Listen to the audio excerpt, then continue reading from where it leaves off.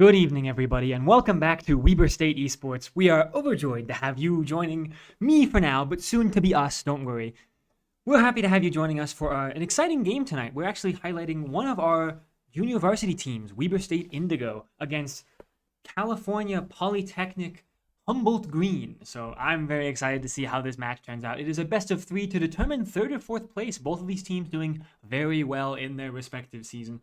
I believe we've got our draft here ready in just a moment. Of course, as you notice, it's just me for now, despite the fact that there are 2 caster names on the screen. Don't worry, we'll have our other caster in soon enough.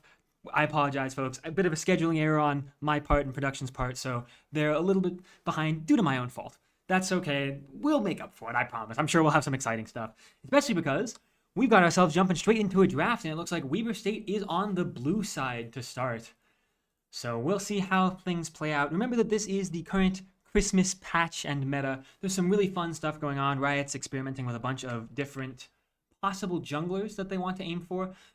I don't know how many of them have landed, but I'd love to know how many you at home have been experimenting with. I know some friends of mine have been trying out an Aatrox jungle, a little bit of, I'm a fan of Jace. Of course, Jarvan, a much more standard jungler, will be banned away there. I feel like that makes sense. Strong pick. It's a very, very good, reliable champion. So now it's up to the side of Humboldt Green to decide what they want to get rid of.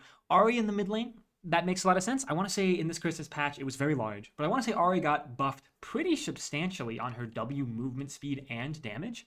So actually landing all 3 ticks of that Foxfire is incredibly strong. Really happy to see some of these current bans, and we'll have to see what comes out next from Weber State as, ooh, a Volibear ban. Okay, that's not something I'm used to seeing a ton of in the current meta, but of course, sometimes in the junior varsity areas, you can get more of smaller niche metas because these players are often much more happy and comfortable playing champions they know well and really like, not just the meta. I'm sure they can play the meta perfectly well. So we'll see how their draft adapts to those ideas as the last few bans coming in here. Weber's last ban on the blue side, trying to leave themselves open for a strong first pick as Sivir is removed, and Humboldt Green's final ban themselves. Let's see. Potential, I would say maybe AD carry if it follows the trend of what Weber banned away, but no, a Karma ban. Okay, so Weber's got first pick here. What do they want to go for? A couple different options here open that I know people really like. The Worldman ended up having things like Mel be pretty good. I know she got some small taps up in the recent patch with some of the ways she plays, but we'll see. Ooh, a Seraphine first pick. Okay, that's really adaptable, right? That can go mid lane, it can go support, it can go AD carry. I really like this pick. I think it's a strong, adaptable pick, as I said. So we'll see. Humboldt Green has a bunch of different options into this. I think champions that are good into this, denying Ashe to pair with it is usually pretty good. And okay, so a Mel, as I kind of talked about, I was hinting at a little bit. Again, I think Mel's really, really strong and pretty annoying for Seraphine. Being able to reflect the ultimate from Seraphine is insanely powerful. So to pair with it, ooh, a Morgana, okay. So that, well, actually, that could go to jungle too, right? There's a lot of different options of where that could go.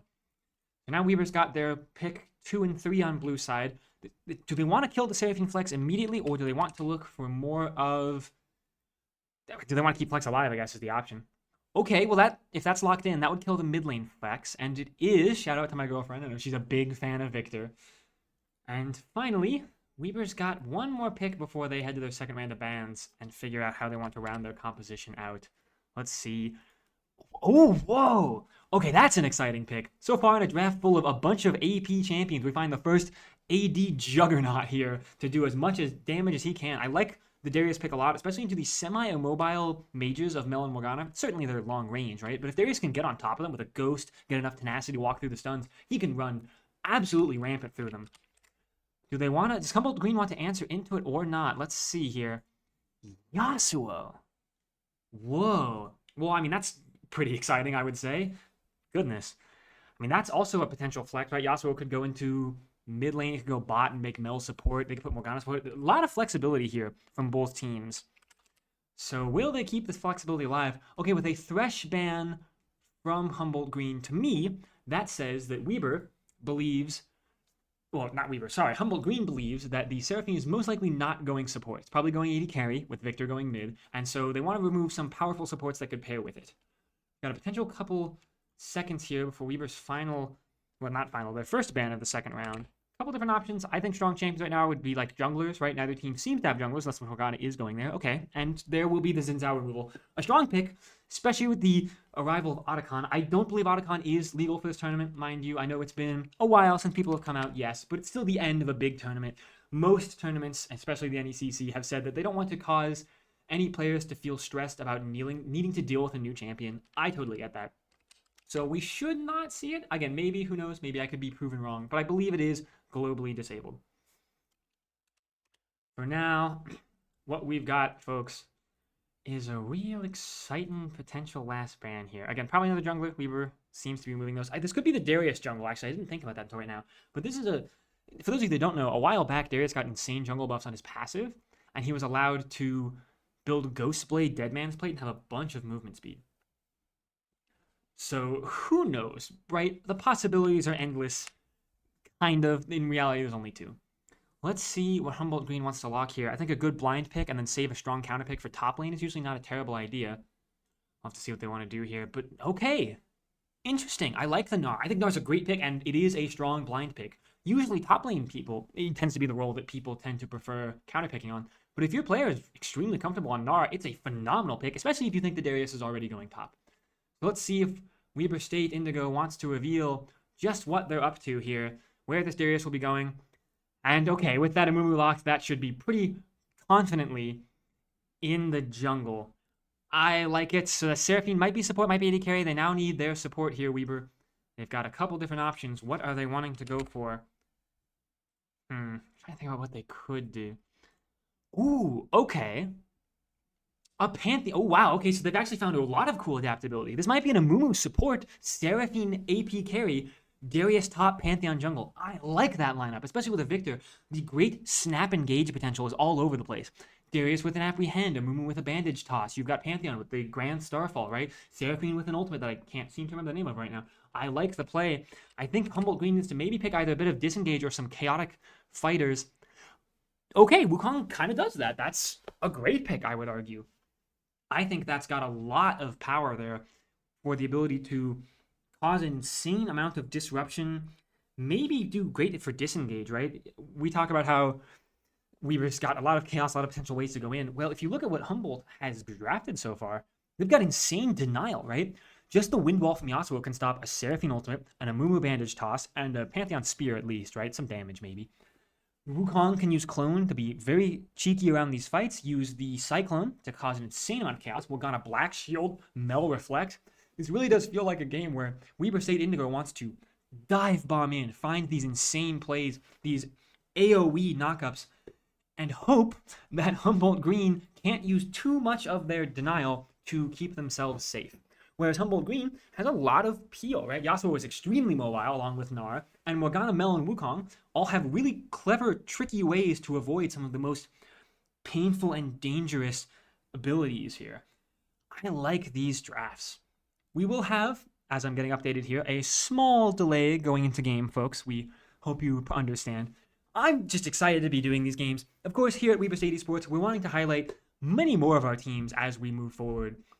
This semester has been very, very chaotic with some things here. As many of you know, our esports coordinator, Tyler, stepped down this semester and has gone away from us. We miss you, Tyler. We appreciate you very much and everything you did for us.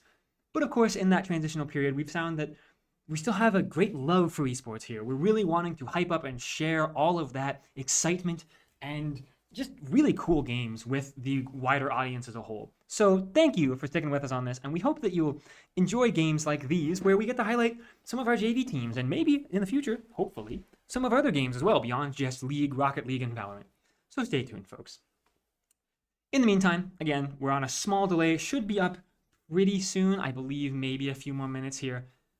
Players are just making sure they've got everything set up. I'm just really excited about these compositions. There's potentially one more thing always worth talking about in any game of League of Legends, and that is scaling, right? Anytime you're trying to figure out which team is happier playing careful, playing slow, and trying to stack dragons, you always have to ask yourself, okay, well, who scales better?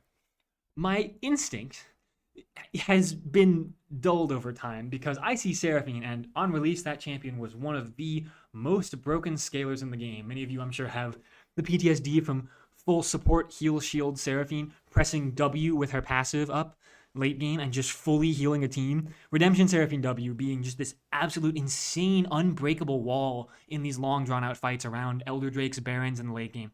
She doesn't do that as well anymore, but she still scales certainly well. However, I think especially with some of the buffs Mel has been receiving to her passive recently, along with the Yasuo on Humboldt's side, Humboldt has a very, very strong ability to scale, and as mentioned before, they always have the scaling of outplayability. If they can just hands diff Weaver Indigo sometimes, right, with the Yasuo dashes, the Warrior Trickster on Wukong, the Mel Reflect, the Morgana Black Shield, all of this can be incredibly helpful tools to give them that small edge in a fight and then just explode into a Cyclone, a Gnar, literally on the wall. That's the name of the ability, of course. The Last Breath from Yasuo. I'm excited. And folks, I hope you are too, because I believe our delay is running out here in just a second, and we should be jumping into game momentarily. Thank you again for staying with us for this exciting series, for this late night best of 3 on a Thursday. Reminder, well, for those of you that are here, we will have our League of Legends Varsity Finals tomorrow at 7 p.m. Tentative to schedule changes. Make sure to check back often. We'll make announcements about it. Either way, we've got ourselves some exciting games today, and I believe, ladies and gentlemen, with just one more moment, we'll be jumping right into game here. So, oh, folks, here we are. Welcome to League of Legends with a wonderful Christmas map. Look at this festivity. If you haven't played League in a while, or maybe you've just been watching some old pro play games, or you haven't kept up because of the pro play regular main season's ending, there's some really fun stuff going on this season. We've got a wonderful Christmas map, more of a festive theme, some great and somewhat chaotic changes to some of the balance patches, but overall, a lot of really cool things going on. So we'll see if these players want to go for something really cool in-game as well, not just cosmetically, because right now it seems like a fairly standard 5-point from Weaver State Indigo, but a very interesting stack on these bottom bushes. 2 and 2 on the bottom brush, maybe denying any potential invades with something like an invade from the image of Mumu. I could see it happening, but still, you could see Yasuo trying to get into an interesting position. Best ATM trying to find something. Maybe, right? I could see probably just a late ward. For those of you who don't know, this is a very common tactic. It's a great way to track the enemy jungler. Right at the about minute and 15, minute 30 mark, you place a ward right around the chickens, and you have a great spot of vision to track the enemy jungler. We'll keep track to see if they end up going for that. You can see Honey Bear on Snowdin on the top. I guess they're feeling the festivity, of course. And there, of course, is that ward, right? The perfect chicken ward to catch out the Amumu starting on his Raptors. It's where he likes to start. He has so much AoE damage, incredibly quickly clearing camps. We'll see if that ends up making a difference with that ward tracking. But now, of course, we've got some wave states to watch, and those wave states are going to be fairly stock standard, right? I mean, it's a lot of long-range poke champions, a Gnar with Grasp that wants to stack that as much as they can. Triple mage bot lane, I would say, but double mage for Humboldt with long range, Comet, and First Strike. So a lot of potential possibilities as to how this game could turn out. I think it's really just scaling is the name of the game for both of these teams. We talked about that. I think Humboldt Green has slightly better scaling with Yasuo, Mel, and Gnar, but Weaver is certainly scary in the scaling because of the Seraphine. Not the monster she once was, but it's still scary. Looks like some standard trading across the board here as Gnar gets early lane pressure, which is to be expected, right? Gnar, with the amount of range that they have with grasping and dying as well, it's a lot of how they want to play the game. You can see that, in fact, Gnar maybe actually losing a few minions if you look at the amount of minions that Raz Hooch will be able to pick up here. Raz trying to pick up as much gold and experience as they can, and if they can focus on just sustaining, getting a lot of that lead, then if Gnar is too focused on trying to poke them out, it could actually end up being a favorable lane for this area. So we'll see if Weaver State's Indigo's top laner can pull ahead. A lot of vision being put down in these bottom brushes here on the bottom side. Again, this is a fairly standard thing, especially if you're a long-range mage duo that really doesn't like being jumped on out of vision.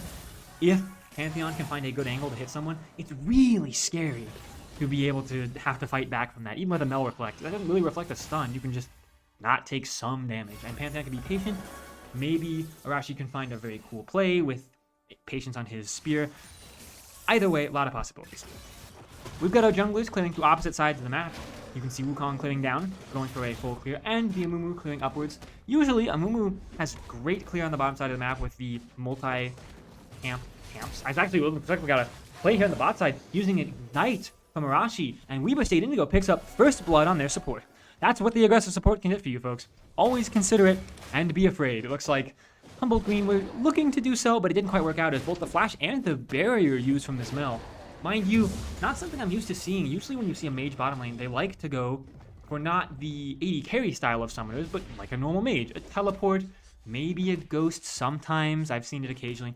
But a barrier is scary because now Mel having died here means that she has to walk a long way back to lane. Still level 2 and loses a couple minions, I believe, that crashed into tower. The wave's in a bit of an awkward state, but they should be able to be fairly happy with it. They're picking up a few now. We'll catch back up in experience. Overall, though, we were very happy about the trade in the bottom side. Not only first blood, but, well, actually, as I'm talking about many things, you can see an invade here from the Wukong is forced to flash out, but the support roam up from Weber State Indigo should be what seals their fate. 2 flashes expended from both Weber Indigo's jungle and support, but they're still very happy about how that play turns out. And on the top side, actually, a flash used from Honeybear as well to escape the extremely scary Darius, who is really pulling away with this up in experience, up in minion farm as well. I'm used to Gnar doing fairly well in lanes like this, but this is very well done from Weber State Indigo's top laner. Alright, looks like there's some vision clearing down here on the bottom side, and we might be able to calm down for a moment, take a bit of a tentative breath. As I say that, a nice timing on the route there. We'll be met with a dark binding, so I don't believe we'll be able to go anywhere, despite the pectoral enjoyer. Fun name. Seraphine not able to follow up on that. A great positioning here from Arashi. I think it just barely avoided the W from Morgana to be seen, which means you can walk right up, get that stun out, use the E to do an insane amount of damage blocking, but also get a bunch of movement speed to walk out to make sure he doesn't take too much counter poke. We're reaching the stage of the game where the bottom lane is going to start to struggle with the amount of range that Mel and Morgana have, right? You can see both the Deadly Miasma, it might be the name of Morgana's W, and the insane range from this Mel. That being said, if Mel walks up way too far, she can be punished like this. You underestimate just how quickly Weber State can turn it around. Yes, this Pantheon might not have much mana, but he's got just enough to do a lot of damage. Like Troll and Joy going for a flash away. You can see Morgana trying to do as much as they can. They're probably just going to unfortunately die to tower, and Arashi wanting to make sure they keep their AD carry alive at all costs will secure a kill just to be safe. I think that was a good play, especially because there was a Yasuo on the way down. So who knows, if Weber tried to stall out the play a little longer, he might have been able to make it. Has the last breath unlocked. No tornado ready yet, so either way it was probably fine. Oh, alright folks. A lot of action so far in this early game, which I'm always a fan of. But that action has led to Weber pulling ahead with a 4-0 lead, currently up about 2,000 gold already in 6 minutes. And they're not done yet. Image coming in. Oh, and an incredible apprehend to just interrupt the Gnar's dash beautifully. You can see the Gnar going to push away, but you can see Darius with the ultimate just being level off 6. 1 minion was all they needed. They actually want to save it. They'll get the kill over to Image. Maybe not intentional, but either way, a great play from Weber State's top jungle, linking together and finding a nice clean kill. Good mechanics from Darius as well. Okay, so with a moment of patience where a lot of people are out on different parts of the map and maybe not any plays going through, we could talk about Drake, but actually, as I say, there's no plays. Basti in a very cool location, going for the very cheeky lane gank, sneaking in while there's no vision. He wants to get into this later brush, but this bottom minion can still see where Wukong is, and you can see Morgana wanting to go for vision. That usually can tell teams that there's probably a lane gank here. Obviously, yeah, support could just be going for a random ward clear. But when you see a sweeper used just like that, walking down to the bush for a couple seconds, you can sometimes guess that there's likely Wukong there. Now, Wukong without a Cyclone, that's a whole different factor. So I don't know if they're just trying to stall out long enough, and there they will be going in. An insane play. The patience from Basti pays off, and Patrol and Joy will be going down nice and simply. An assist for the other two members, and a nice, clean kill for Humboldt Green. They're on the board, and they don't intend to be stopping anytime soon. Ooh. We can see Victor making sure that they're scaling up here in the mid lane. Judging by the faded ashes in their inventory, this will be most likely, especially with the glowing moat as well, probably a Blackfire Torch. I like this. I haven't seen this build on Victor in a while, but if I had to guess, this is likely a Blackfire Torch followed by a... Oh, hold on. I'll have to talk about that in a second. Yasuo's looking to go in here. Looks like in the top lane, Darius will get a kill, but we'll have to finish watching this first before we go see what happens. A nice ultimate and a gravity well from Victor means that they will escape, and I actually end up doing a lot more damage back. Pantheon coming in and trying to help assist with the play, but it's a little bit too late at this point. I respect the idea, though, of course, right? If you managed to find that kill, that would have been enough pressure to rotate into a Drake, or maybe just turn into Grubs, right? So it's also not a bad roam up. So, of course, on the top side, we missed the play that Darius made. 2 levels up on Gnar now, mind you. 1-0-1 is their scoreline. And for now, especially with the jungler being up here, looks like Weaver wants to call it back a little bit. No objectives on the map being taken down yet. I'm a little surprised by that, but not majorly. Insane amount of poke damage from Seraphine there. This is the benefit of building a more heavy AP build on Seraphine. Your Q, especially with the double hit passive, is so scary. And see, they kind of want to find an angle to walk up again, poke out, check a few bushes, see if they can find anything. Nothing to be had at this point. Yasuo walking down to get a control ward on Drake, along with a vision ward just put down in the top grubs. So Humboldt Green has a great amount of understanding of where the enemy team is right now. WSU Indigo needs to be careful around vision. And it looks like maybe Victor being caught out here. They still have their flash, but the last breath they do they flash out? They do, just barely. And the chain CC using the gravity field from Victor is incredibly well done. That was insane timing from Arashi to land that W. Well played to Weber State Indigo, and they'll go up 7-1 so far in this game.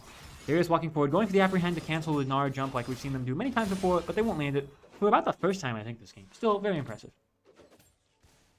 Okay, looks like we can calm down for just a moment. But as I say that, maybe a play here going out on the bottom side. If Mel or Morgana can catch this Seraphine with any of their CC abilities, they've got nowhere to go. They don't have flash, and they can walk in a nice way, but eventually, with enough stacks of passive, there's nowhere for that player to go. Oh, on the top side, there's another kill, actually, onto this Nara. Nara really starting to struggle in the lane. Of course, doing well in farm, right? Darius has been trying to make sure they get a lot more damage on them, necessarily more than minions, so even in farm, but that's not the problem. The problem are these tower plates. With the 3 grubs they have and 2 players of Weber State Indigo hovering around to make sure that this play goes incredibly well. Oh, Nara might be teleporting into their demise here. Darius needs to be careful not to walk a minion into this bush, and then he might be fine. Oh, but he's baiting it so beautifully. An incredible patient play from Weber State Indigo to get their top laner or their jungler in this instance another kill. 4-0 on this Amumu. What a crazy sequence of plays.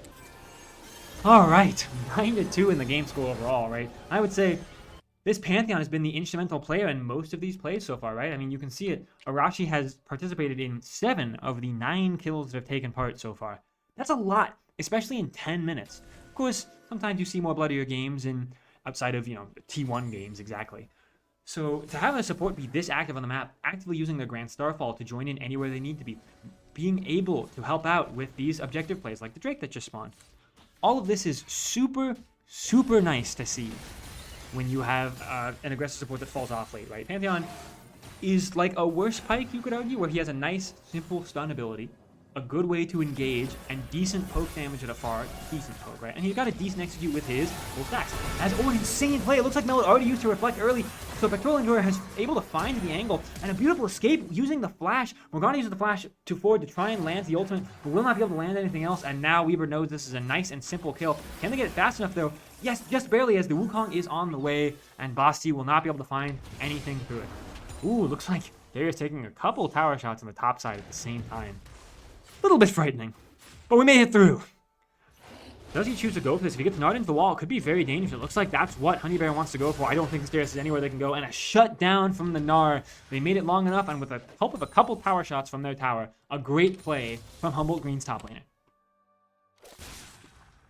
Yeah, so we're just trying to pick up farm. Looks like the mid laners, obviously we saw a couple games, right? But the mid laners have been most of where the action isn't right now. A lot of more patient farming going on, which makes sense. Both of these mid laners can do a decent amount early, but they really want to farm. Yasuo wants to get his Blade of the Rune King and then start stacking up some crit.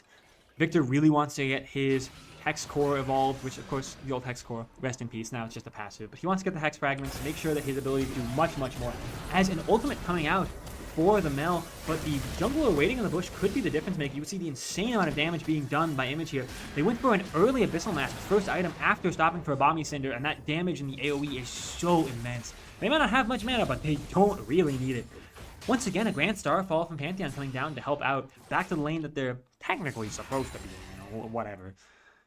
Still, I'm very impressed with how Weber State's been playing this game so far. Indigo doing a lot of work. Humboldt Green on the back foot quite heavily. We're only 12 minutes in, but a 5,000 gold lead so far is quite immense. We see actually a Trinity Force from Darius here. I like the Trinity Force idea. It doesn't help out as much with the Gnar team, I think, but I would say that... Oh, a flash! Oh, an incredible flash over from Raze Hooch. Insanely well done. Can they keep going? They got the full stack of the passive on the Bo3, but they can't get the Apprehend. It's on a bit too long of a cooldown in this early game, so nothing more will come out of it. A nice play from Hooch. Well done. Raz doing a lot of work there. Meanwhile, on the bottom side, ooh, a nice reflect from Mel means that it's a nice, simple chain CC. This is what the idea of this competition wants to do. That being said, they don't have a lot more poke damage, and Victor will enjoy just barely get enough movement speed with their W and passive to escape on a sliver of health. We'll check back in with our mid laners, of course. It looks like casual poking, as one does, right? There hasn't been too much to see here, so we haven't seen much of them. That being said, Victor's reached the point where, with that E evolve, he's doing a lot more damage reliably now. It's much easier to clear waves, so you often have pressure, and you do a lot more damage. Meanwhile, here on the bottom side, looks like a play is coming out. Pantheon going in for an attempt at a play that succeeds. Mel goes down again. And that's, unfortunately, 5 deaths in this game. Weaver has been really good about preventing her from playing the game and shutting her down as best as they can. It looks like maybe for the first time in the mid lane, Nintendo feeling very confident, willing to walk up, get as much damage as they can down. Nice use of the Hextech Ray, I believe it is. It used to be Death Ray, but that is, of course, not the name of it anymore. Alright, maybe a potential dive here on the top side with Trinity forcing the amount of grubs. They can just one-shot the tower first and then go for the play, and you can see that will be what they go for. No Ghost or Flash on the Darius, and with the amount of slows that Gnar has, along with his Flash, it looks like he's going for the execute. I like this idea. I think it's exactly what you need to do. You know none of them have anything. Unfortunately, foiled by the support once more. He wouldn't have gotten away with it, too, if it wasn't for those meddling Pantheons, who's been top, like, 4 times, I want to say. Again, really well played to Arashi. I want to say, like, look at this build, right? You have Ghost Blade. I can't remember the name of those boots, but they're the fast recall and essentially modern mobility boots. So he can go all over the place, including from top to mid lane. There he is again. Wukong forced to go over the wall and use a Cyclone defensively just to escape as the Yasuo is being burnt down. They're forced to flash out as well. And can't Victor find anything else more? They still have the Arcane Storm, but no, they'll just accept that they've gotten enough. But still, ultimately, Weaver is bleeding out Humboldt Green in this first game of this best of 3. 16-4, stealing away camps already, 15 minutes into the game. And with a teleport coming back in the mid lane, but Weaver being in a very good position, Yasuo could find themselves in danger. It looks like no, Weaver's going to decide not to overplay too much. Maybe they'll overplay up here instead. After being spotted on vision, that will cause the end of that play. Gnar gets a good ward down to spot him out. And we should go back to gentle farming. Being said, that could be getting clapped on, but nope, those empowered boots, right? The insanely fast recall means that they find themselves safely in base long before they're under any pressure. Herald has spawned and is currently being done by our Amumu on Weaver State Indigo. Nice map pressure. I feel like Weaver's rotations really have been impressive. I am very impressed with our support so far. In fact, you can see they run right up and say, oh, we're doing Herald? Oh, are we under pressure? I'm on the way, don't worry. I've got 1,000,000 movement speed. I might as well be there. They're going to give up some pressure on bot side, but oh, an insane play from the Mel. Oh, I really like to see that. Doesn't end up causing them a lot, though. It looks like it does because they had to use the Reflect to go for a flash play, which means they had nothing to stop the Seraphine ultimate. I really do like the idea. It's just a little unfortunate when you're not able to reflect the arguably best part. Can Wukong get the kill? An insane flash from Indigo's bottom laner to escape, and Arashi picks up another kill. Meanwhile, in the mid lane, a great play from Weebu once again picks up another net positive. They get a kill in the mid lane with a Victor Amumu duo, and they should be taking down this tower very easily. 7-0-0 on the Amumu. And here I thought he was supposed to be set up for a. Meanwhile, on the top side, another kill for Weaver State Indigo. It's insanely Weaver favored so far. They'll get another push from the Herald here in the mid lane. It will finally fall. Rest in peace, Shelly. You did what you needed to. You got 2 towers. Weaver picks up an insane amount of gold. They're now up 10,000 nearly, about 9.5. And they're really wanting to show their dominance, show that they deserve the 3rd place in this bracket. We'll see if Humboldt Green can pull this back. Because I did mention their scaling was pretty good, but at this point they would have to scale so long. They don't have any Drakes right now. In fact, Weaver, the only team with a Drake, and with another Drake coming up in 34 seconds, I wouldn't say that Humboldt Green could really do anything about this. I'm afraid Cal Poly probably needs to respect it, back away, and see about trying to scale, just farming as best as they can. They tried to go for a few flashy plays. Think of the Mel Flash Reflect, right? That was a neat idea, but the moment something like that fails, that was your window. You have to give it up and decide to go for something else. As all of Weaver knows that Bossy is here as they sweep out the ward, but enough members of Cal Poly Humboldt Green are here to cover the play. Does it matter, though? No, it looks like it doesn't. He will smite the buff away to get escape and then use a beautiful Black Shield to go Back in. Can Bossy go for a play? Will be spotted a bit on vision, but oh, unfortunately for the Wukong, he's got nowhere to go. A nice block of the wind wall to deny so much of what that Seraphine wanted to do. It just unfortunately doesn't matter. Pantheon really doesn't care much about a spell shield as long as he's only tapping his R. Oh, Narwhal's face first into a bush that he doesn't have vision on, hoping that something else would be the case, hoping that he could Gnar and do a lot of chaos, but is unfortunately punished for that play. And because of all of this long-term plays, right, a lot of the insane macro that we was doing here, along with ultimately some unfortunate plays from Humboldt Green, it means that Darius never has to leave topside. He can get a tier 2 and maybe look for a play here. Can sack his passive really quickly. Does he want to press the R? No. It's a bit tough to just randomly kill Yasuo. That being said, he wants to go for it, and there's that damage. There's the last breath coming out, and the passive from Yasuo keeping him alive for a moment, but there is unfortunately the end of their life, and maybe Morgana's, well, that bleed should kill, and a very, very insanely fully stacked Darius on Conqueror and passive will get a casual triple kill here on the top side. Clearly, they understand their limits, and they are not afraid to show them off. Whew! What a play. Alright, can Honeybear catch Darius? I don't know if he even wants to. He does stop the recall, so that's honestly the best thing you can get out of that, right? I don't think you beat him yet, not without an item. You can see Darius 8-1 and 2 has a Trinity Force completed and their defensive boots. Gnar, only those plated steel caps so far. While we've got a moment, we can mention the fact that I always want to call those Ninja Tabbies. I know those old League fans as well. I'm not quite as old as many other older League fans. I'm very new in the grand scheme of things. But my instinct is still to call them Ninja Tabbies, to think about all the dodge you could have. It's very silly. And it looks like actually Humboldt Green will end up surrendering the first game, saying, hey, we'd rather just run it back into the second game. Totally understandable. Folks, stay tuned quickly for game 2.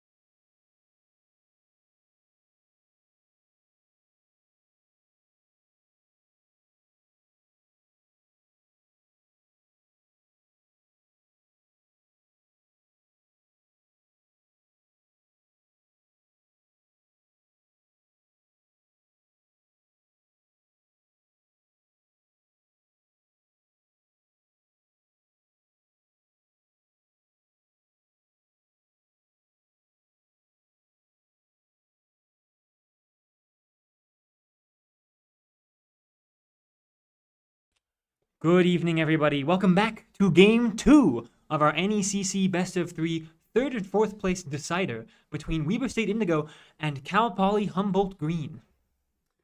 An exciting game this should be. We saw a banger of a game in round one where turns out that Cal Poly just decided to surrender. It was a pretty brutal game, but we're seeing if they can be able to come back and pull a lead in this one. Yeah, I think they need to make a big comeback now as we're jumping right into Game 2 as actually Humboldt Green going to be on the blue side here and Weber State on the red. This is a difference from last game, obviously, and this makes a lot of sense. Usually, the losing team ends up much more favoring blue side. First picks are so important, especially sometimes, and this isn't not me trying to be mean, but sometimes in the lower echelons outside of the top 10 of Challenger, comfort picks are really important, and first pick is all about comfort picks. Yeah, very true. We're looking at those comfort picks. We're looking for target bands. There are some strong meta picks currently too, so we might see some of those come out. They're usually safe, but also if the enemy team doesn't know how to play a meta pick, why ban it? Yep. You'll notice, of course, worth mentioning, due to the bans you currently see, this is not a Fearless series. Otherwise, you wouldn't see this Darius or this Seraphine banned. Both picks picked in the last game by Weber, actually. So interesting to see Weber remove Seraphine themselves. Clearly, they really think the pick is good. And it did a lot last game, so I don't disagree with them. Yeah, I do believe, at least in the NECC, the only like the top league or the top two leagues or something are Fearless, but then everything else below that is just standard, good old-fashioned draft pick. That makes sense. This is Division 6, of course, the West playoffs of Division 6, so it makes sense that at this stage, we're probably not going to be Fearless. And we do see a Mel ban out there. Mel is a very good champion. She's able to space and keep her distance away from the enemy team, as well as doing a lot of damage and contesting objectives very well with her execute. But we do see Weber responding with Sivir and Jarvan. All right, the first pick is open for Cal Poly Humboldt Green. What do they want to go for here? Ooh, okay, so a Karma first pick. I want to say Weber bans this early on the blue side during the last draft. Interesting to see. I think it was instead of the Seraphine, essentially. Otherwise, these bans are fairly similar. So I'm surprised to see it taken immediately as first pick. It must be a huge comfort pick for their support. Yeah, and Karma also able just to really pressure the lanes early. Of course, she needs to be into the right champions. If Weber can respond with a tank or melee bot like support, then it might be very difficult, because we do see Pantheon and Nocturne locked in. Now, with Nocturne, we're assuming he's in the jungle. He's not really played anywhere else except maybe an extremely pocket mid pick into like a Galio or something, but the Pantheon's probably the support and maybe that answer to the Karma. Pantheon support was what was played last game, and it was insanely good. Arashi went, I think, 7-0 and 8 in like a 20-kill game. They were a part of most of the plays, so kudos to them. I'm very impressed. And Udyr locked in here. I feel like Udyr is going to be really good next season with all the new level changes in top lane. But overall, I haven't seen Udyr in a while. I feel like it's an odd pick, but again, comfort is king when it comes down to League of Legends. Yeah, and you would like to think he's a flex, but with a Master Yi in the game, it's probably an Udyr top, Master Yi jungle. So Master Yi into Nocturne, I'm not quite sure how that matchup actually goes. It seems like it's definitely going to be maybe a farm fest early, as neither jungler has great gank potential pre-6. Yeah. Well, I mean, who knows? This could still be a Nocturne top, I guess. But I doubt it. Like you said, Nocturne is not really played anywhere unless your name is Vedius and you cast for the LEC. Shout out Vedius. Okay, we're headed to the second round of bans here, and Weber's got to pick their first ban. They will be banning, okay, the Yasuo. The mid laner played this last game from Humboldt Poly Green, just in case you weren't here with us. So it looked pretty good, to be fair. I think mid lane was the one part of the map that Cal Poly didn't struggle too much. Of course, it was a Victor, so it was hard to punish a Yasuo, but still. Yeah, and it's kind of a weird ban, because honestly, usually knockups that support the Yasuo come from support, jungle, or top. But support, jungle, and top are already picked. There's not really an AD carry with the knockup, so I don't know if it's the best ban in the world. A Yasuo without that doesn't really do a whole ton, especially in a team fighting environment. But we see a Hue responded by from Cal Poly, and then Weber coming back with an Akali. So really just targeting out some more of these assassin-y type mid laners. Yeah, now my guess would be Humboldt probably wants to remove either a support. No, Pantheon probably is support. So I guess just another top laner maybe, or a mid laner. It's interesting they banned Hue with Orianna already locked in. I found that a bit odd, but either way, that's how it goes. And Mordekaiser. Okay. Mordekaiser makes a lot of sense. I think he's been in a decent state ever since he got the AD scaling on his Q. Being able to steal an enemy champion that builds AD and get really, really strong out of nowhere is incredibly powerful. Yeah, and I wonder if they were worried about Hui AD carry, where AP Hui bot lane, whatever you want to call it. That's fair. Um, It is a Weber. I don't know if Indigo plays it, but it's a Weber special. I know Sendy has played it dozens of times, and Sendy does have a good hand in assisting the JV teams. I believe he's helped coach them from time to time and might be listed as their coach officially. So, hey, maybe he's passed it on to the hidden tech, and that would be hilarious. So it makes sense. when we see a Garen locked in this top lane, Garen into Udyr able to prevent him from swapping stances, I guess. I don't know how big of a deal it is, but seems like a pretty good pick so far. As we wait to see, so Cal Poly locking in and Ezreal. So they definitely do have a very strong poke lane early, but I don't know if Ezreal's going to quite be able to match a ton of the damage that the Karma's going to do. So hopefully she can just keep him safe so that he can be able to get into this mid game. As we see an Azir picked up here from Cal Poly. Yeah, I mean, Ezreal Karma, an insane classic poke lane on the bottom side. It's fairly standard. I'm sure you maybe even gone up against it in solo queue, folks at home. It's tough to deal with, and it also scales really well, right? Ezreal is a perfectly fine scaling champion. Karma helps him get to late game, like you mentioned. We'll have to see what Weber wants to lock here, and it is a Lux. So likely a Lux AD carry and Pantheon support, or again, who knows what the word is, Lux AP carry. To be fair, they played Seraphine last game too, so I guess the Hui ban makes more sense. They must like their mages. Yeah, Weber just matching range with range, I guess, besides the Pantheon, but the Pantheon's just a good pick to be able to jump in onto an immobile Karma. So that could be a very explosive bot lane with a lot of crowd control and a lot of poke from both sides. We'll have to see how they play it out. Overall, and the Orianna, we'd like to know, does have a few delivery systems, whether it's a Garen charging in, the classic Nocturnal, or a Pantheon stun. So it should be quite an exciting game here. Yeah, I'm a little bit scared for Weber, I would say, this game more than last game. Last game, I said I gave the scaling slightly more to Humboldt, Cal Poly Green. I think I was wrong, honestly. But I am genuinely afraid for Weber this game. Cal Poly has an insane amount of scaling this game.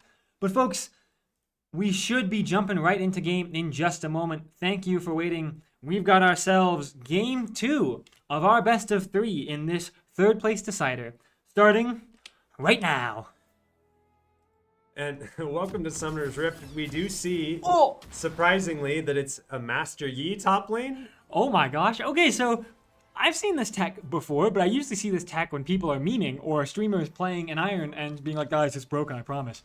But it does have a cool tech. The idea is that you can see it here, a long sword and the green potion, which is usually a decent amount of more reliable sustain. And the Yi will end up putting like 2 to 3 points in W early on. And its entire purpose is just to out-sustain you. You play this insane long-term, you just want to play the long game. But Garen doesn't mind doing that, right? With the Doran shield and his passive, I feel like he'll benefit from that quite a bit. But maybe Weber could catch someone out here. They're in an insane position, a great understanding of where the enemy team likes to walk. Clearly, they've done their homework. They should pick up at least 1 killer, maybe 2. It looks like Yi will save their summoner spells. I totally understand that. When you're caught out like that, you just have to take it. Yeah, a great read from Weber State, and they also prevent the super deep ward from Cal Poly. So Cal Poly is not really going to know where Weber is actually starting in their jungle, which is kind of the whole point of having the 3 of them walk up right there. So it's a good defense and a great try, or well, just defense from Weber State to be able to protect their vision and also secure a first blood. And first blood over to, I would say, the star player of the previous game. Of course, many members of Weber were doing very, very well. But ultimately, Arashi was doing so much on this exact champion pick. The insane roaming. You saw the build was Ghost Blade and then the empowered tier 3 like recall boots. I can never remember the name of them. The void crawlers maybe. Very strong boots. And so he was full movement speed. If he needed to be somewhere, he was there, whether it was Grand Starfall or just straight running. Yeah, now, and he opted to not back and spend his gold, so he's not going to have like any boots or an advantage there. Maybe he just was shy just a little bit. But we'll have to see how he does play this lane with this advantage. But it does appear that Cal Poly is taking the minion lead, and that they should be able to hit level 2 here before Weber State does, which is great for them, as it'll prevent a lot of this early Pantheon kill potential. Yeah, it makes sense when you're up against the Karma. Karma, a lot of people like to say she has 2 abilities level 1. Literally, yes. But of course, it really only empowers the one that she can't press. But it does empower a lot. It's really hard to fight a Karma if she empowered Qs you and gets the double proc and does so much damage. You can see it right there. The first hit hitting Arashi, and the second hit doing just that little bit more that a normal champion wouldn't be able to get. So it's a difficult lane to deal with, certainly, especially with the range on Israel. But if Weaver can make it through, their burst is insane, right? If a Light Binding hits, if the Pantheon Advance goes through and the W lands, that's an insane amount of damage. Yeah, very true here. As we see the lanes kind of stabilize, not a whole lot going on. Back into this top lane, though, we do see both top laners trading evenly. This Master Yi able to use his W to heal back up a little bit, and he's actually keeping up with the Garen. He is down a little bit in farm, and his lane is pushing into the Garen, so that is not a great wave state. If he's able to fix this, he might be able to come back, but this could be very crippling for him. Wasn't mentioning, of course, that I just noticed. My apologies for those of you at home who did notice already. A lot of the players on Humboldt Green are actually in different roles than they were last game. Bo3 was the jungler, of course. Dobit, I believe, was the support, and Honeybear was their top laner, so maybe actually Dobit might have been their AD carry. So point is, players moving around, maybe playing much more what they're comfortable with. Looks like Pantheon will smite that away and avoid fighting the Udyr jungle, which I feel like is a much better matchup for Udyr. Maybe that's why they made this call, saying, hey, Udyr does so much better into Nocturne than he does for the longest time. Yeah, it could be. And honestly, if they've, I mean, we haven't been following how they play, but if they've been able to flex their laners around like this, that's kind of fun and pretty cool. It's not very unique. As we see, Nocturne greeted for a Scuttle Crab, but now he's just going to be crowd controlled down, and he's killed by an Udyr and an Azir, and it gives Udyr access to Nocturne's top side. That's a very, very detrimental for Weaver State, and that greed might cost him quite a bit here. You can see that Nocturne was forced to use their flash earlier. Image probably forced to flash in the bottom side play, if I had to guess, which means that Udyr knows they can walk up fully aggressively and flash, land that stun, and that will be the play made. In the bottom side, you can see that Weaver got a decent amount of pressure for a while, but it cost Arashi's flash early on, and Ezreal did not lose anything for it. So Lux will just get a Dark Harvest stack out of really all of it, and that's it. But now maybe Udyr is the one being caught out a little bit too much. With the amount of shielding they have, I don't think it is. However, Garen is the first person on the roam, especially into their own jungle, so it makes a lot of sense. The smite comes out from Dobid, but they should be going down here. I think it might just be worth flashing if you're the Garen, just to keep your jungle alive, but it's a little bit late, and now going to be punished for it is Weaver quite heavily. He's already flashed, so he can't get out. The sustain from Udyr coming in clutch. 3-0-0 in this game, and I think the jungle matchup clearly favors Udyr. Yeah, it was a great call from Dobid to prioritize using his turtle stance to maintain that sustain, and it kept him alive for that fight, and that is a huge swing for Weaver State to be able to get this Udyr ahead. Sometimes he can struggle in this early game, so to be able to have him with this advantage and also to be able to help the Yi to stabilize a little bit more is very big and should help them quite a bit in this early game. Yeah, we're just going to have to be careful because Cal Poly getting quite strong here. It looks like Weaver wants to walk forward here. Arashi trying to make a good play here. A nice dash in onto the Ezreal, knowing that it doesn't really matter if someone else goes down. But now with the amount of slows, this tower is fully ramped up. An insane tower shot damage goes on to Lux, and Weaver falling behind on this play on the bottom side. I like the idea, but it does not pay off. Flash away from Ezreal gets him to safety. Yeah, just slightly out of range on the Lux auto to be able to proc her passive, and that would have killed this Ezreal, but now they just have such a huge advantage as the Pantheon Spear also just misses.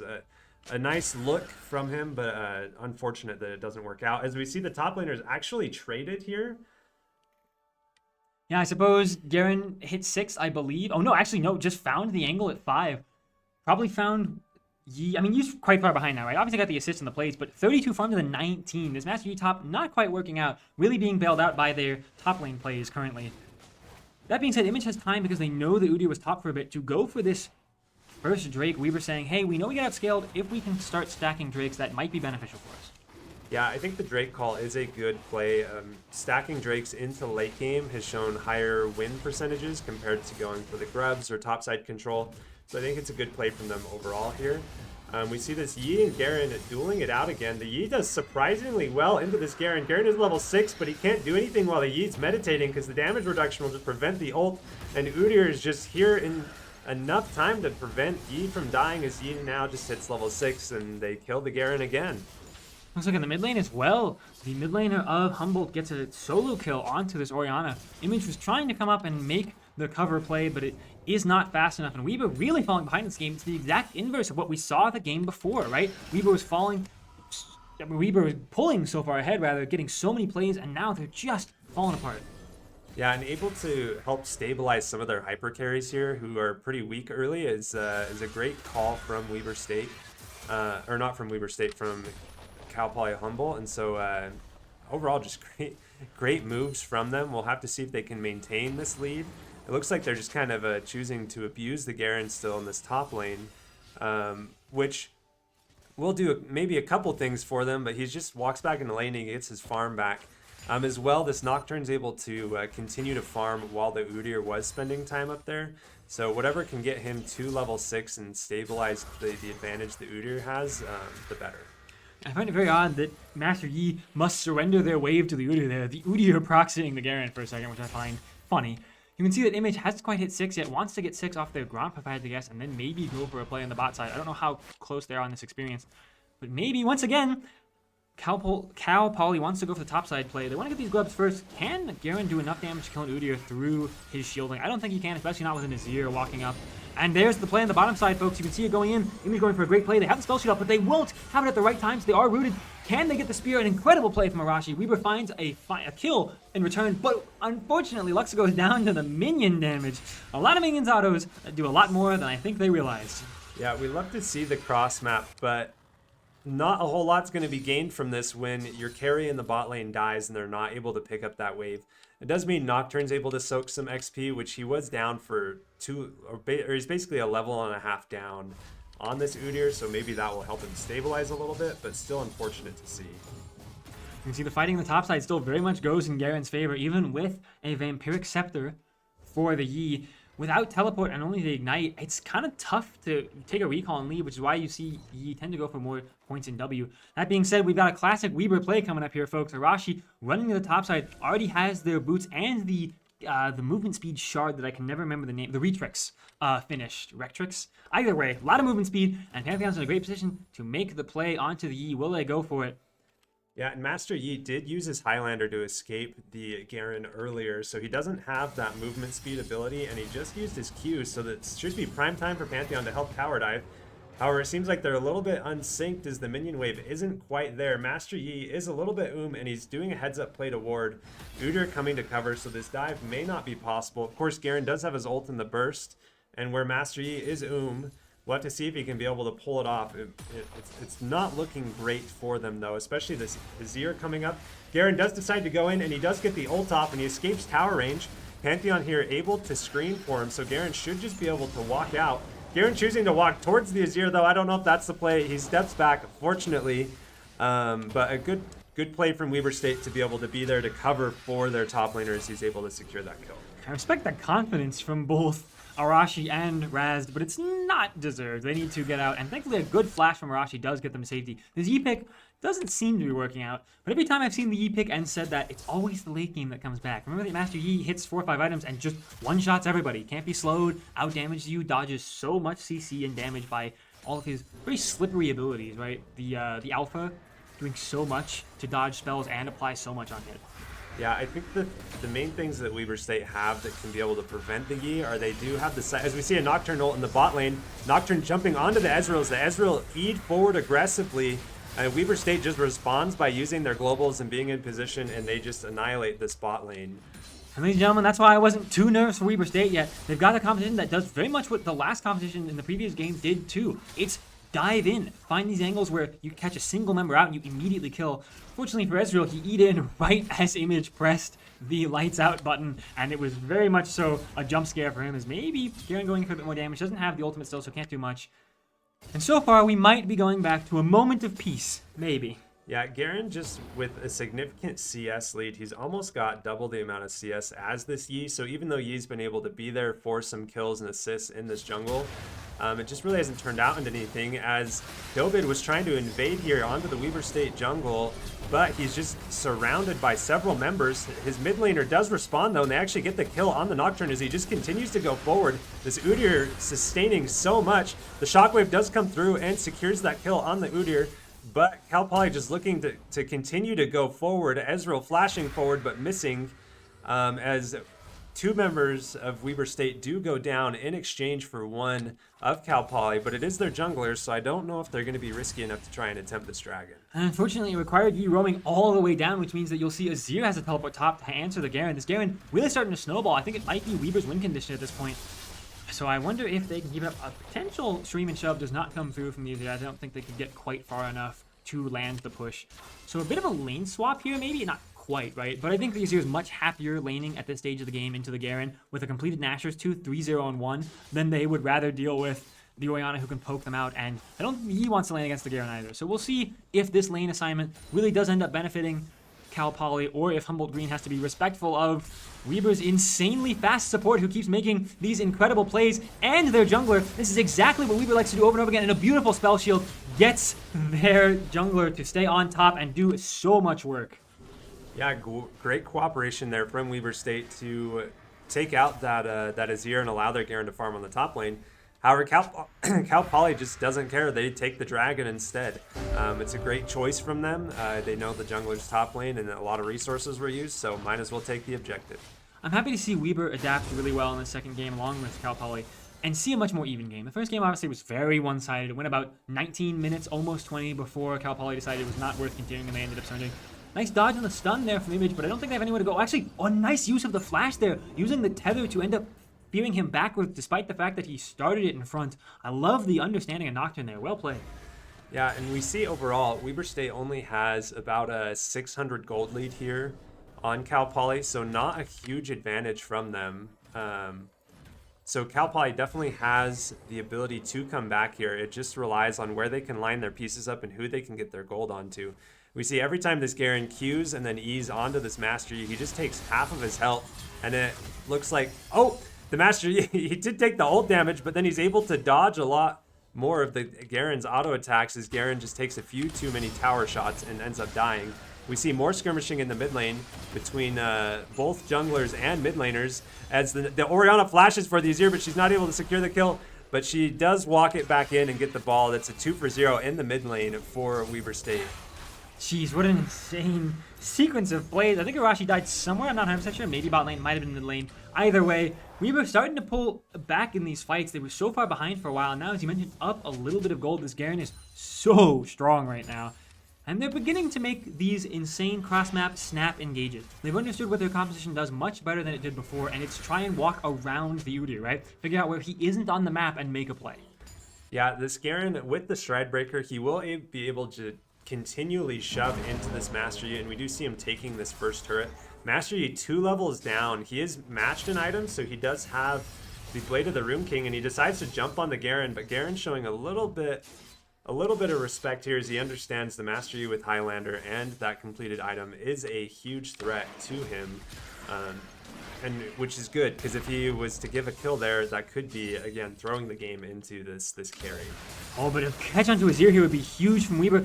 Honestly, that's enough of a catch, right? You get an insane amount of damage out and force the wall out, which means that Weber should be in a good position here. They've got all their ultimates still, other than the Garen, who can walk down in a second anyway. We know that Basti has no Ignite and no Highlander. I think this is very dangerous, and there it is, the ball delivery service, the combo that Weber was looking for when they locked in this duo. A flash out from Arashi, just trying to deny a lot of the initial damage from the Udyr. Can they cause a lot of chaos? They'll get the Herald at least, but they still need to respect Dobid. He's so strong.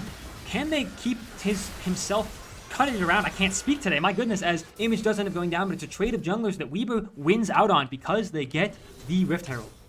Yeah, a good collapse from Weber State.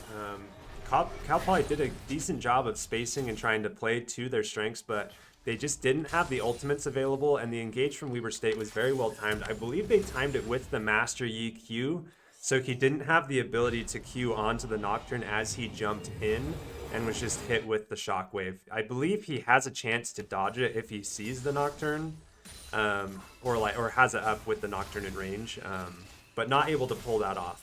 So a good play from Weber State to be able to hold them off and take out a few members. Ladies and gentlemen, we're going to highlight Arashi's build really fast because it's the same as last game, an insanely fed Nocturne doing so much move speed. Just look at how fast they move, right? We'll watch them for a moment while we have the ability to, as they're standing on top of a control ward. I don't know if they haven't seen that yet. They were just kind of holding still for a second. But you can see just immediately how fast they move, right? Out of combat with these tier 3 boots are so insane. Yeah, I'm sad to see the tier 3 boots leaving in this next season. We see the Garen going on, and he is maybe going to be able to combo this Master Yi down, but luckily the Master Yi Q able to protect him from a lot of that damage. Otherwise, he definitely would have just died there. He still has to be careful though, right? Garen's silence lasts long enough usually to do enough damage to kill here. We'll see if they want to end up going for it. There's a long play being made in the bot side once again. A similar play as last game. And there it is. You can see that a great hover from the enemy jungler is exactly what they need, but it's not enough. The burst damage is insane from Weaver, and they did it fast enough. Along with this Lux burst, which is really coming online now. The finished items that she has are so scary. A wall used to try and shuffle Weaver, and it will succeed, but I believe this Azir will be going down afterwards. A good play from Weaver overall across the map. The cover from Humboldt Green does not pay off. Yeah, and we see this gold difference is just kind of edging slightly more and more in Weber State's favor from these plays. As they take the bot turret, we're about a 4k gold advantage, which is not ginormous, and definitely Cal Poly has the ability to come back from it, depending on if they can play their cards right and get kills where they need to. As we see, chasing down this Garen in the top lane, we do have the jungler and the top laner from Cal Poly. The Master Yi might not even need the support, but the Garen is just fast enough to outrun him, which is something you don't see very often, is a Master Yi being outran by anybody. Well, it helps that Garen has a Strikebreaker, which, while it doesn't slow the Yi, it does give him movement speed for targets hit. He has a Zeal and tier 2 boots. That's a fast gamer right there. That is a fast gamer. And you did see for a minute there, even though the Yi is basically a level down and about half an item, he's just not able to, or he's still able to pull out a ton of damage. Weber State's bottom laner maybe a little overzealous in this mid lane is Lux. Doesn't have a lot of escape tools, and an Udyr running at her if he can dodge the bind. It's not much she can do about that. And of course, for those of you at home, I'm sure you absolutely know this. I know I do myself, that getting a Lux behind really doesn't feel worthwhile because she'll always at least land an R max range and still do something in a fight, right? Champions that are ahead for Weaver are the ones that you want to be very strong. You've got a Nocturne that's doing very well with themselves now, a Garen that's got a shutdown on them, which is very impressive, and a 6-1 and 3 Pantheon that is still schmoving around the map. Schmoving indeed. We want to look at what objectives are coming up here soon, and quite frankly, there aren't very many. So the next few minutes could be a little bit of chaos. Sometimes these players try and make moves on non-existent plays. So we'll have to watch as they are trying to put pressure onto this Master Yi, which may be a play. Orianna choosing to play a little bit safe, but she doesn't know she's on a ward. 3 members here floating. Master Yi choosing to let the wave kind of push into him here a little bit more, so playing safe enough to be able to avoid any extra shenanigans. It looks like Weber's really enjoyed playing around Tendo a lot, trying to attach the ball, especially with the Autocons playing top. I like it a lot. I mean, you can see it makes a lot of sense, right? It feels like this duo is exactly what they need. That being said, Lux may be being caught out here by multiple members of Cal Poly, which is exactly what Weber wants, right? If that's a flash committed, and it is, Weber can just stay on it if they want, but no, they choose to make the different call. They want to go for the play. Lux goes down, but unfortunately, it cost everything for Moody to do that, and he's kind of left his team out to dry as an insane play is going on the bottom side of the fight. Yi forced to use everything he can to get away, Flash and Highlander, and it is barely enough. While Israel stays on the bot side and picks up a tower, we will pick up what I would argue is usually the bigger prize, and that is the Otacon. For maybe one of the last times we'll see this season. Yeah, Otacon, I think something that is maybe a little bit underrated is that Otacon continues to give you flowers for the team that takes it afterwards. So usually in professional play it doesn't matter a ton because the game's going to end with 30 total kills anyways. However, in these games we're already at 30 total kills, and we've seen them go close to 100 sometimes if they go long, and that advantage will just continue to stack and stack, plus the other bonuses and buffs that Otacon does give. So I think it's a good play from Weber State. Cal Poly does take the bot side jungle here from Weber State and the turret, but we see Dobid. He's caught out here a little bit. He's not able to escape the Nocturne Fear, just barely, and will be chased down by the enemy team as the Nocturne then just uses his ult and he's able to jump in on the Yi. You see the Yi dodging with his Q and able to get out and avoid that Pantheon stun. Well, she did teleport somewhere. Not teleport, sorry, flash somewhere. So my guess is it was probably over a wall to attempt to get close enough. Didn't pay out, obviously. I respect this player's confidence. They are not afraid to just go for these insane plays with the movement speed, the full lethality build. He knows he can get one shot if he's caught, but he's been doing the catching this entire series. Yeah, he's been making very good plays here. He has 10 KP, able to roam around the map. He's also been getting very good vision for Weber State. If you see the top jungle for Cal Poly, it is owned by Weber State. They cannot walk there without being threatened. And somehow the Azir is able to push the minion wave into the towers. Weber State was maybe a little bit distracted in mid. But he's able to get that vision, able to play around some of these objectives. Well, there are no objectives currently. But he's able to put some pressure on and try and keep Weber State's advantage. Well, I think what you said is correct, right? He's essentially playing on objectives. He pushes out the top wave as far as he possibly can right before he needs to be bot side for a Drake, right? He has teleport. He could have stayed, sure, but he makes sure that his top lane is in a much better position, and that as a result, Weber can be in a much better position themselves. And oh man, Weber actually ends up finding a great play. Not quite the delivery service, but it worked out all the same. Yeah, they do use the Nocturne and the Orianna ult to be able to secure this Karma kill and put pressure on the Ezreal. Ezreal did have to use his flash, and the Dragon is coming up here in 30 seconds. Now Weber State investing a few more ultimates to try and get down here to kill this Azir, and instead they get an Udyr for their prize money as Azir does use his ultimate. He is able to shove the Pantheon off, and he has a turret here ready to protect himself. It's a 1v4 here shortly. We'll see if he's able to make a stand. His team is collapsing as he gets a lot of damage on, and the Ezreal does end up showing a great collapse here from Cal Poly to be able to take out 2 additional members of Weber State, and that does include their junglers, so this Dragon should be a pretty good pickup for them. Yeah, well done to Humboldt Green. This Azir has been doing exactly what he needs to do, right? He's trying to scale hyper into this late game, always going to the side lane. The most farm in the game so far, and it shows. The amount of damage he just dished out has just hit, I know, it's still level 15 actually, it looks like. And Weber will be forced to give this Drake, the second Drake of the game, to Humboldt Green. And so far, it's a fairly even game. I say this Azir is really scary. So despite the fact that Garen also getting a lot in the side lane, I really do fear the Azir more. Yeah, and the Azir, more importantly, is able to peel this Garen off. If Garen has flash, obviously, it makes things more difficult. But also, if anybody has flash, it makes things more difficult. We see this Pantheon actually now getting punished a little bit for his warding. He is able to escape there. It's the unstoppable from the Udyr. It's counterproductive for him. And he just stays on the side while Pantheon escapes. But yeah, I think the Azir, if he can play this right, he should be able to peel himself and lay down some damage and support the Ezreal there. All right, I got to shout out Arashi. I don't know if they watch the streams or if they're just, I don't know, my number one player now. But not only is this a super fun build, they built my favorite item second, which is also incredible this game. I mean, there's a Karma and an Udyr and small Azir shielding. I mean, you don't need to convince me more, and I'm glad to see that they've built it too. Shout out Arashi.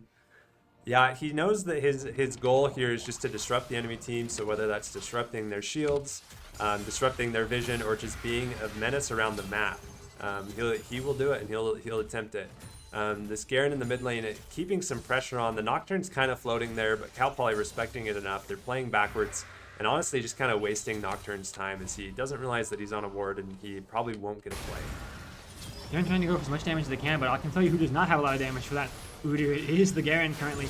And they're walking into so many different members of Cal Poly. I don't know if this is worth it. Yeah, it looks like a huge shutdown and another shutdown immediately. Both members that had shutdowns of Weber going down instantaneously. Not a great sequence of plays for Weber at all, and they're punished heavily. Can Tendo do what they can? I don't think they've got much here. The Yi doing way too much. A great shockwave, actually an insane burst, will be enough to keep them alive. But unfortunately, Pectoral Enjoyer will be going down here. Another death, and with Baron being up, that's an awful time to make those plays. Yeah, a great collapse here from this Cal Poly team as they're able to turn that fight from a 1v1 into a 2v4 and then punish Weber State for overstaying. Weber tried to collapse in support, but they just didn't have the numbers or the opportunities to. As you saw that the Garen ult wasn't even used. The Pantheon ult obviously not used as an engage as he ran in and died. So really just kind of unfortunate here for this Weber State squad, but a really good heads-up play from Cal Poly to play around their teammates and to be able to protect them. And that right there can be something that swings an entire game. I'm sure you've all had experiences with it. You've seen it in pro play. Baron plays are everything when it comes to League of Legends. They can pull back a saved game, or they can absolutely clutch up a very, very advanced one. Weber may be in a good position to want to fight the Udyr again, but with Yi on the way, I don't know if they should. Looks like they still want to. It's very greedy, but with Garen on the way, that's probably the best chance they'll have. Yi kind of ignoring it, saying that they're not actually under any pressure, and if they need to, he'd rather be on a flank anyway. Yeah, something important to notice is this Yi is only on about 1.5 items. Here, 26 minutes, that's not a great place to be, as the Udyr doesn't care about item count, as he's just going to run through and try and fight this Weaver State team, but a Garen ult will quickly make work of the last bit of that health bar. Ooh, barely catching the Azir there. Lux does not have the ultimate, so will not be able to actually get that kill. However, there is someone, once again, speeding on the way. That's a Baron-empowered recall. Does it matter? Okay, I thought they might go for the flash play there, but they decide either that they just don't have the window to, or just not to, which is probably better.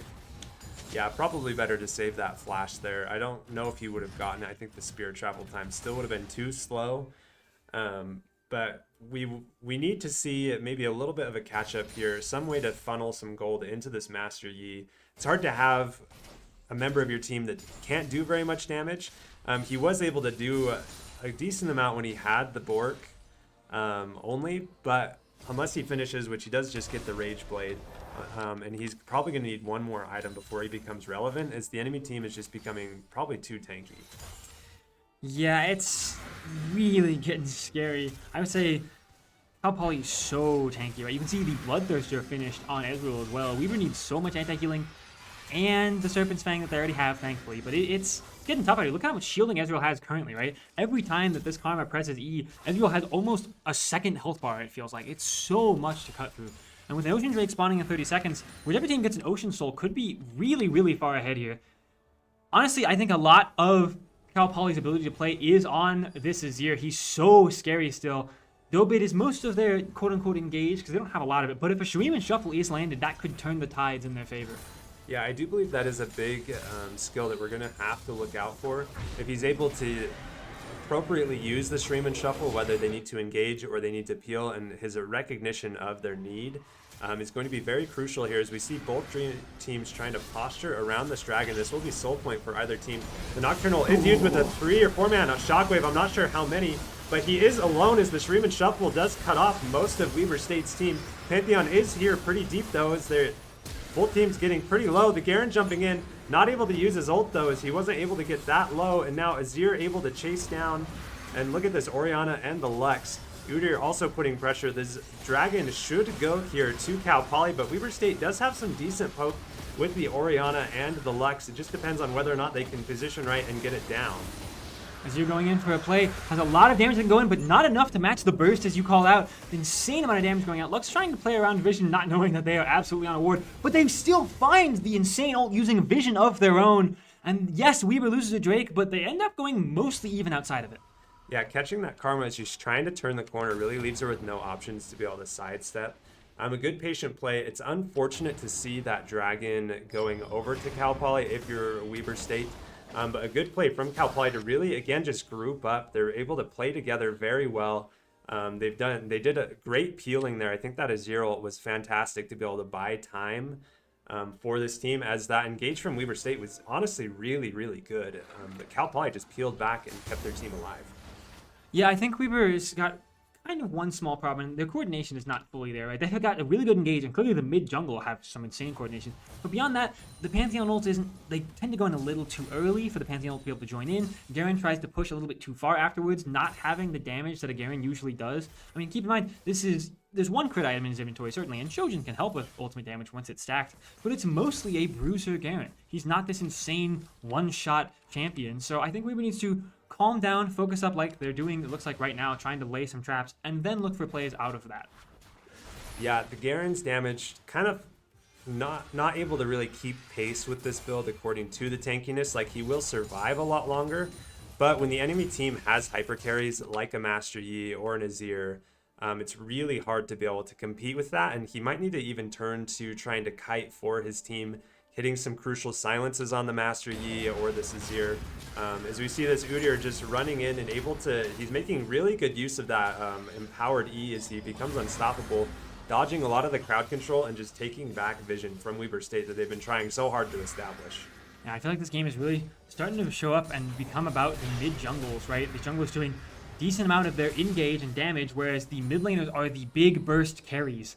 The AD carries are doing a lot, certainly, and they're helping out, but this Azir is so strong, and can they go for the play? A good route might keep them alive, and Weaver's jungler is going to try and go for it, but I don't think this is the play at all. They do have a decent shockwave, but it only lands onto the really tanky jungler, and Garen, once again, will whiff all of their damage onto a Zhonya's And that will probably seal maybe even the entire game here. Zazir almost gets enough damage to finish off Image. It's so close there. And Tendo trying to do what they can. A nice kill on the Azir. And now with Azir down, I think that Tendo actually could be the one to show that he could out-damage. But it's really, really scary. Can these Orianna be the carry that they need them to be? See, and it's really hard just with having that Karma there. The empowered shield protecting so many members of this Cal Poly team and just like denying a ton of the burst or the pick potential that Weaver State's trying to do. The Nocturne jumping in basically did 0 damage to the Azir. Not looking great for this team fighting from Weaver State. And Cal Poly really just kind of getting into this late game. This Azir on 4 items is horrifying. And like we said, if Master Yi can get up to 3 items, he will definitely be a serious threat. A nice attempt from the Lux ult, however, the Udyr smited it very well. As now Arashi does jump in. They do have another Nocturne ult. I don't know who his target is. He kind of waits for a little bit. I believe he was in range, but he's going to try and jump in onto this Master Yi and this Udyr. Able to secure the kill on Master Yi. Now it's an Udyr split alone from Cal Poly. However, we have seen the tankiness and the sustain as he's able to just duel 3, well, not more than duel. He's able to fight 1v3 against members of Weaver State and not even lose any health. Now we do see in response, Weaver State does have a split pushing Garen. He's able to take a tower, but not much else. This Baron and a lot of gold going over to Cal Poly. We'll have to see, especially what they can do in the next few minutes and if they can continue to push that advantage.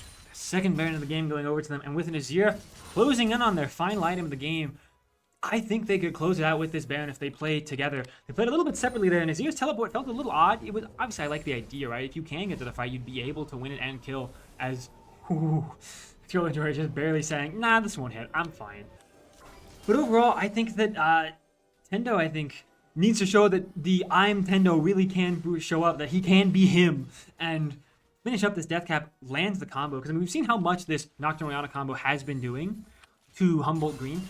It just needs to fully one-shot along with the Lux, and maybe Weaver can win these fights. Otherwise, I think their burst will start to fall off the longer this game goes. Yeah, very true. And this death cap, crucially, not being done for what is now sole point for Cal Poly. Weaver State does have a little bit of vision that they've tried to establish, but Cal Poly is clearing out some of it. They're aware of where the vision landmarks are for Weaver State. And it looks like they're willing to play around them. They're kind of trying to look if they can get some picks around the mid lane. Weaver State attempting to set up a death bush. However, I don't believe that Udyr is the one that you can kill in this death bush. Lux ult used, but it's such a short cooldown that they should be fine. Weaver State attempting to threaten, but this Udyr once again just running forward, absolutely fearless as he's full tank besides 1.5 damage items. Just really doesn't care about what Weaver State's damage is. It's a big deal because they traded the they got the Zhonya's in mid lane first on the Azir. We'll have to talk about what they got earlier in a second. As the Shockwave doesn't really do a ton, but it's still a lot of damage. The Azir getting a ton of damage, but he does go down first. But that's the Ocean Soul that does go over, and the Yi finally going Unleashed has scaled long enough that I think he can maybe close out the game. No! Goes down fast enough, and Weaver loses the Soul, but they do absolutely win the fight. They will not be able to catch this Udyr. He's a little bit too fast and has way too much slow resist. But they still get a lot of kills, and you can see the pings coming out saying, hey, no, go for the waves. We have to do something else. Can Dobid try and be annoying for Tendo? The combo kind of worked there from Weaver, but ultimately they weren't able to get enough. They couldn't get into the pit when the Azir wall came out, and now, unfortunately, Tendo has disrespected the Udyr just a little bit too much. He's way too tanky and will absolutely beat any 1v1. I like the Zhonya's, but it is, unfortunately, optimistic. Well, I say that. He lives for a lot longer than I feel like he should, which means we have a couple plays on the bot side now, right? If they can get a tower here and maybe an inhibitor, that'd be a big deal. That will be a big deal. This Udyr attempting to distract in the mid lane so that they're not able to take very much. But unfortunately, the waves were pushed and Weaver State's in position to be able to take this inhibitor. So it's a good play from them if they can get out from it. Only Ezreal here so far. This Cal Poly team, though, might decide to try and chase these members of Weaver State through the jungle. They do have the speed with the Udyr and the Karma. Maybe even a little bit of a greedy recall here from Pectoral Enjoyer. I think he should be able to get out. Yeah, Cal Poly not chasing just in quite the right directions. But this Udyr now with a Rift Maker done and Ocean Soul and just being Udyr, I don't think can die this game. As you see him chasing this Garen down, just the damage he does from a singular R that he throws onto him is quite insane. However, the Udyr does end up going down. The damage stack from 3 members of Weaver State. I'll eat my words as soon as I say them. The Udyr can die. It does take quite a bit of effort, and it took a lot of focused effort as well. To be honest with you, I agree with you. I was like, I don't see how he dies, but I undervalued Garen's ultimate with a fully stacked Shojin, right? It still really hurts, and with the double death cap Void Staff coming in for the mid laner and bot lane, it means that this Lux also hurts now too, right? When that insane laser beam came through, that was about a third of Udyr's health. You know that Garen does a second third, so all this Nocturne needs to do is exactly what they did. Apply Cleaver and anti-healing.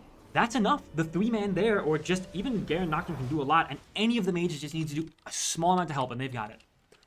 Very true. Small little incremental bits to take down the Udyr, which if he can continue to survive in these fights and be a menace, once again, will be very scary. We'll have to see how these team fights turn out. Usually you don't say Udyr and think team fight threat, but also when he's this far ahead, you kind of have to. As we see that Cal Poly not really able to make a ton of use here out of this Ocean Soul yet. Both teams just kind of stabilizing. They are setting up for a Baron that will spawn here in 50 seconds as we see Weber State gaining a bot lane push. Not hard to do when you have super minions, but because of that, also able to set up some vision around this Baron. Importantly, Cal Poly securing the Scuttle Crab. This is a huge moment, or a huge take for them, as their team has so much movement speed from the Karma and the Udyr that having that shrine there is very huge for them. Yeah, they've got full control over this jungle now. As you can see, we were attempting to slowly go back in for a bit of retake of vision, trying to make sure this Baron doesn't go sourly for them a third time in a row, right? This is the third Baron in the game, and they have not been able to deal with the other two. Once again, they're setting up a death bush, which I don't hate if they're actually picking someone off, but every time they set up a death bush, it's the Udyr walking into them, and that doesn't work out for them.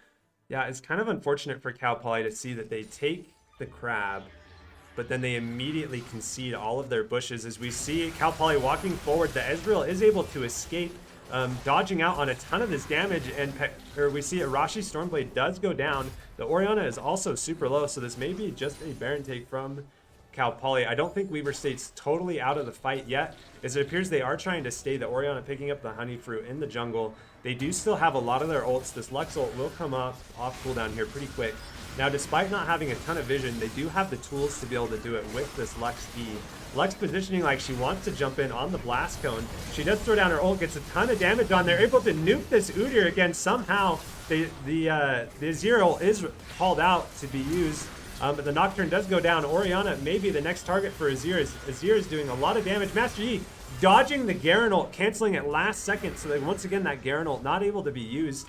And Cal Poly saving a fight again via excellent Azir ults and damage is the Lux. Pectoral Enjoyer able to stall out a little bit more as he gets the kill on the Karma. That is a great offset death timer, but the Karma's death timer is actually a little bit shorter than others.